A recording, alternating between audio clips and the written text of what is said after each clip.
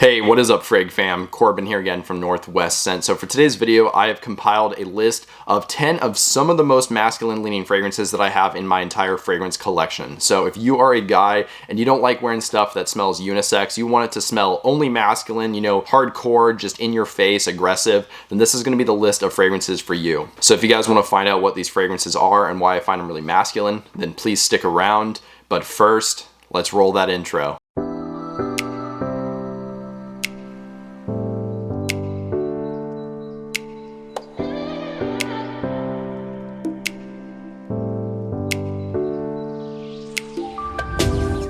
Alright guys, welcome back from the intro, and like I already said, this is going to be my top 10 list of my most masculine leaning fragrances in my collection. Now, before we get into the list, I do want to clarify a couple of things. I could see some people taking the title the wrong way. I'm not saying you have to be a male to wear these fragrances. I'm just saying that as far as fragrances that smell traditionally masculine, these are some of the best out there. You know, these are very dark, brooding, intense, just again, very masculine leaning fragrances. Of course, if you're a woman, I'm not saying you can't wear these. You know, everybody should wear what they want. I am totally for that. I wear plenty of fragrances that even lean feminine. Again, this is just a list of fragrances for people that are looking for stuff that smells very traditionally masculine. So with that clarified, let's hop into the list of fragrances.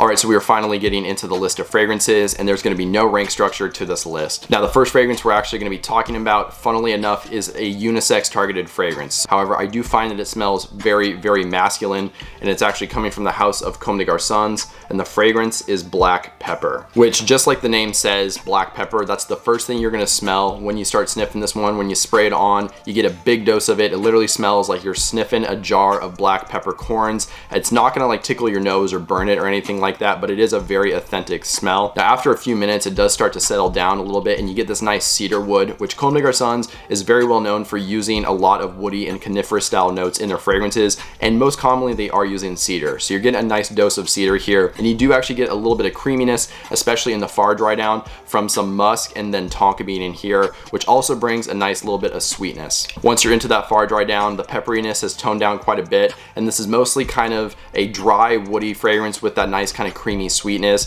It is very masculine through and through. Again, especially in the opening, I do find this one quite brooding, but in that dry down, I do find it very nice, a lot more tame, and just a very well-rounded fragrance in general. So if you guys are after something like that, very spicy, creamy, sweet, woody, very masculine, definitely check out this one from the house. So again, coming from Comme des Garçons, this was Black Pepper. Okay, so moving on to the next fragrance. Now, this is one that I've talked about a few times on the channel before, although not recently by any means. This is just a very well-rounded fragrance. I do like this stuff a lot. And again, kind of similar to Comme des Garçons Black Pepper, this one is a pretty under-the-radar brand, but also this fragrance in general just doesn't get much talk. I really do like this stuff a lot, though. I find it extremely wearable, very pleasant, and then, of course, very masculine. So this one is coming from the house of Bottega Veneta, and this is Pour Homme Extreme, which this is a very fitting name. Pour Homme Extreme, for him extreme. I do find this one extremely masculine. This, of course, features a lot of kind of darker, heavier notes. You get leather in here, you get spices. There are some kind of denser coniferous notes like pine tree and then fir tree as well. You do get a little bit of kind of this lighter side coming from some bergamot, and then there's actually some juniper berries in here as well, bringing, again, kind of a lighter, almost astringent vibe, maybe even a little bit juicy in a way from that bergamot, but it does kind of settle down pretty quickly. In the mid and the base, this thing does get a lot darker, a lot drier, and just a lot more kind of brooding. I still do find it very wearable through and through, though. If you guys are into something that smells very woody, very kind of leather heavy at the same time, this is really a good one that you should check out. So again, from the house of Bottega Veneta, an awesome woody leather dominated fragrance. This is Pour Homme Extreme. Okay, so going from one woody fragrance to another, we are now going to be moving on to a classic from this house at this point. I think it's been out for about 10 years, and I seriously think that this is one of the best releases from them. So we are talking about the house of Creed, and this is Royal Oud, which is absolutely a misnomer. I make fun of this fragrance every single time that I talk about it, and not because it's a bad fragrance. I really like the stuff a lot, and that's why it's here on this list, but I just think the name is not fitting. There is basically no oud in this fragrance. Some people say they can smell a little bit.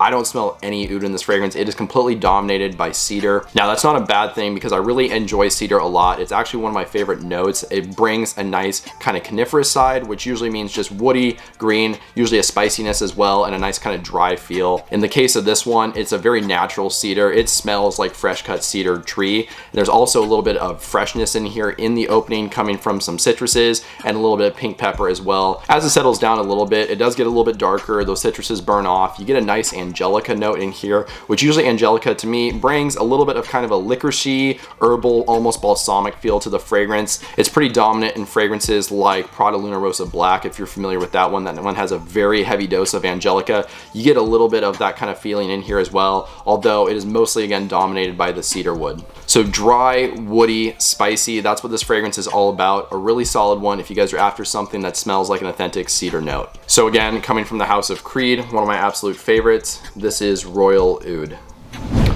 All right, so moving on to the next fragrance. Now this one is a big one. I'm gonna say right now, this is probably the most intense fragrance here on this list and probably the most challenging as well. Honestly, one of the most intense fragrances that I just have in my entire collection, although that's not a bad thing. I do actually enjoy this stuff quite a bit now, although it has had to grow on me a little bit. This definitely took me by surprise when I first tried it. I really wasn't sure what I thought about it. Again, at this point, I am enjoying it a lot more. I see its purposes. This is definitely a special occasion style fragrance. So this one is coming from the house of Raja Parfums, and this is Fetish pour Homme, which I believe this one's been discontinued recently.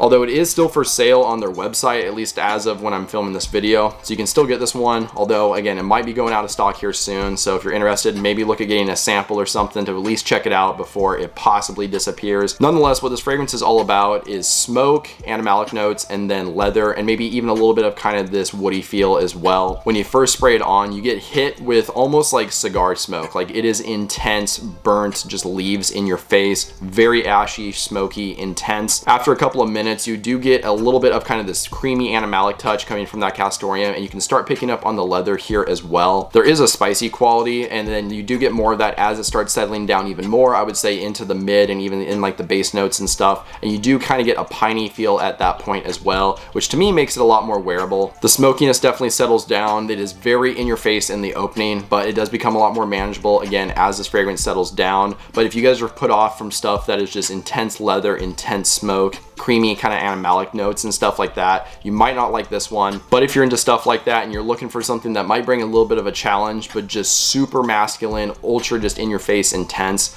definitely check this one out. So again, from the house of Raja Parfums, that was Fetish Parfum pour Homme. All right, so going from one extreme to the other, whereas with the last clip, the fragrance we were talking about, I said it was the most intense and just in your face. This next one's gonna be the most mass appealing and approachable fragrance that's gonna be here in this video. So this one is coming from the house of Louis Vuitton, and this is Lamentate. This thing is a grapefruit bomb. I put this in my top 5 grapefruit fragrances video. I really enjoyed that note a lot, my favorite fruity note, so I really like it here in this stuff. Although this is not only grapefruit, this one also features some ginger. You get watery notes in here, there's sage, and then a heavy dose of ambroxan. So the ginger here is pretty fresh. There is a little bit of a kind of spicy factor to it, but it's more like a fresh spicy where it almost has a bite, but I do still find it very crisp and refreshing, working again with that beautiful grapefruit note. Again, you do get some watery notes in here as well, very fresh. The ambroxan here is pretty heavy as well. I think it adds some nice longevity overall to this fragrance, but it just brings a nice mass appealing, aquatic, kind of woody feel overall to this fragrance. I really like sage as well, and they're utilizing it here beautifully. It does bring kind of a nice piney but very sweet quality in a way. You see sage in fragrances like the Y line, that's kind of what they're known for. So this is just a bunch of very pleasant facets kind of rolled up into one, but it is still very masculine at the same time. There is something with this DNA where it smells decidedly masculine, and I do believe this one is male targeted. So again, coming from the house of Louis Vuitton, that was Lamentate here at the number 6 spot. All right, so we are just over halfway through the video now here at the number 5 spot. And of course, we had to have a barbershop fragrance here in this video. They are very traditionally masculine. We're gonna be talking about my absolute favorite one, which is coming from the house of Tom Ford, and this is Beau de Jour. If you guys have not smelled a barbershop fragrance, they are a little bit kind of classic smelling. Some of them can go pretty old school and smell dated. I do not find this one to be a very dated smelling fragrance, although it does kind of have a vintage feel to it, if that makes sense. This, of course, features lavender. You get oak moss in here. You actually get mint instead of geranium, and then there's a little bit of amber in here in place of the tonka beans that you usually see in a fougere style fragrance. Now this one, the lavender is very prominent, and they're using actual lavender extract in here. So again, it's very prominent, but it's also very authentic smelling. This also has a bunch of herbs and spices. You get basil in here. Like I said, you get amber. It comes across a little bit sweet, powdery, but also a little bit spicy. And then of course you get that spicy mint as well. So very green, herbaceous, kind of has a very slight shaving foam style feel to it, but I do find it to be more on that kind of plant-like and spicy side. A really just awesome fougere fragrance, very masculine. If you guys want to just smell classy, put together, and very just kind of mature, this is a great one. So again, here at the number 5 spot, coming from the house of Tom Ford, that was Beau de Jour. All right, so imagine kind of a fusion of a citrus aromatic and then almost a barbershop style fragrance. Well, up next here at the number 4 spot, this fragrance is almost like that in a way. So this one is coming from the house of Histoires de Parfums, and this is 1828. I slept on this fragrance for a long time. I heard about it, you know, I had opportunities to try it. I never really went for it, and I just wasn't interested in the house. Histoires de Parfums puts out some amazing fragrances, and I think this is one of their best just based on the ones that I have been able to try. This one features prominent notes of tangerine. You also get eucalyptus in here, cedar, pine tree, and then incense as well. So the tangerine here is very beautiful and a very interesting fruity note. You don't see it utilized too often. It brings a little bit of a tartness, of course. It is a citrus note, but it adds a little bit of sweetness as well, which I really like here in this fragrance. It works really nicely with that eucalyptus, which is a little bit woody, but also a little bit medicinal, but not in a bad way. I think it almost brings like an icy, kind of like minty like vibe to the fragrance. And then the cedar and the pine tree bring a very nice green, woody, masculine edge, of course, with that smoky incense. So definitely check this one out if you guys are into stuff like that. So again, from the house of Histoires de Parfums, this was 1828.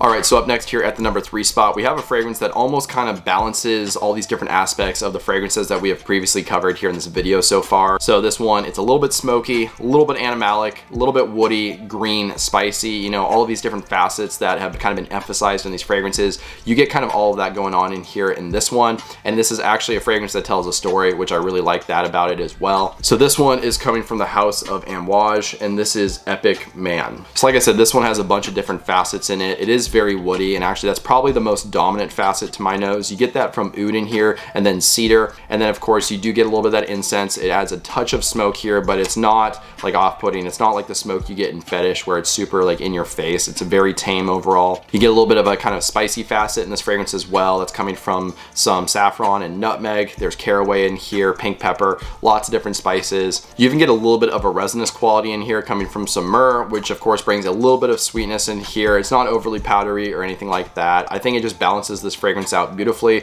which like I said earlier, I think this is a very well balanced fragrance considering all of these different kind of nuances that it's juggling. So again, from the house of Amouage, this was Epic Man. All right, so up next here at the number 2 spot, we're actually gonna be talking about a CMRRA fragrance, which if you're not sure what a CMRRA is, it is an old school kind of DNA or style of fragrance. It focuses around citruses, woods, and then moss. And like I said, it's old school. You saw a lot of these about 100 years ago. They don't really make these anymore, but this actually is a modern fragrance, which I think is really awesome that brands are still putting these out occasionally. This is actually one of my favorites that I've tried as far as a CMRRA goes.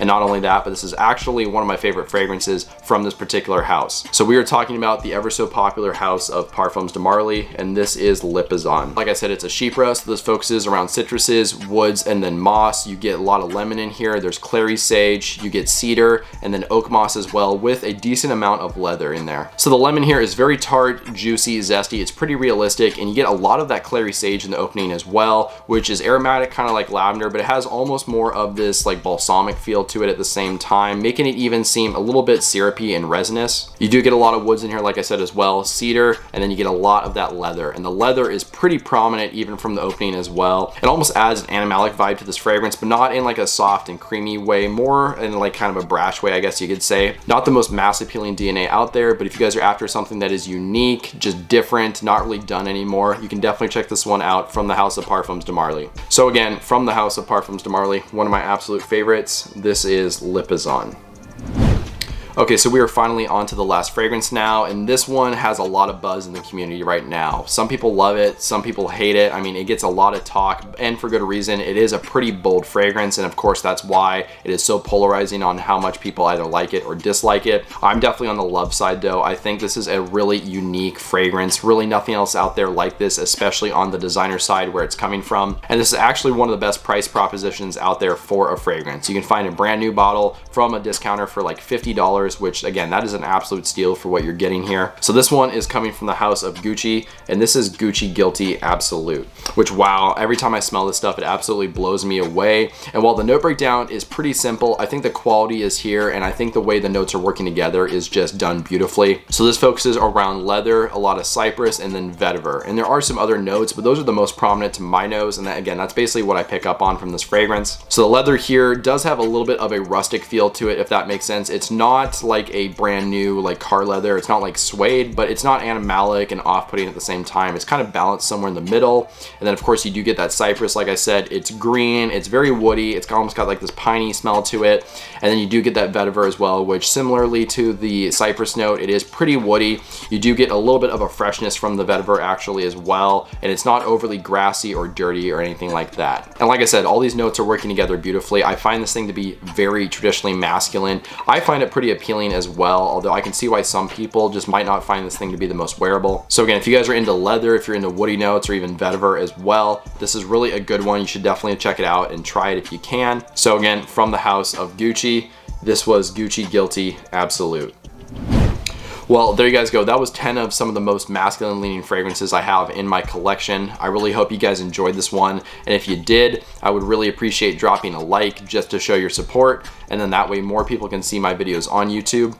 Additionally, if you want to write a comment, maybe just let me know your thoughts, as well as some new video ideas or topics, that would be great too. And since you're down there doing all that stuff, if you've not already, if you could hit the subscribe button and then the bell notification, that would be amazing. That way you stay up to date on new videos whenever they get released going forward. But with all that out of the way, that's all I really have for you guys today. So I hope you have a good one. Stay healthy, stay wealthy, and smell great.